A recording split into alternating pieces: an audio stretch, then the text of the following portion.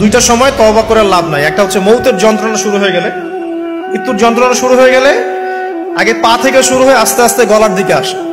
হাদিসে যেমনটা এসেছে, সূরা ওয়াকিয়ার মধ্যেও আছে যে পায়ের দিক থেকে যন্ত্রণা শুরু হয়ে আস্তে আস্তে আস্তে আস্তে এই গলার দিকে আসে, এবং আত্মাটা গলার এখানে যখন চলে আসে, এখান থেকে মালাকুল মউত আত্মাটাকে নিয়ে চলে যায়। এবং চোখ দিয়ে তাকিয়ে থাকে মানুষ, রুহটা চলে গেলে মানুষ চোখ দিয়ে তাকিয়ে থাকে। দেখবেন এই কারণে মৃত ব্যক্তি তাকিয়ে থাকে, চোখ খোলা থাকে।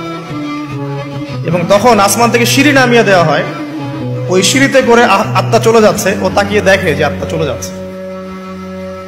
এবং মানুষ মারা যাওয়ার পরে চোখ জীবিত থাকে অনেকক্ষণ। মেডিকেল সায়েন্স যারা পড়েছে তাদেরকে জিজ্ঞাসা করবে, মানুষ ডেড হয়ে গেলেও চোখ দেখবেন আরো কয়েক ঘন্টা, হয়তো আরো নির্দিষ্ট একটা সময় পর্যন্ত চোখটা কিন্তু জীবিত থাকে।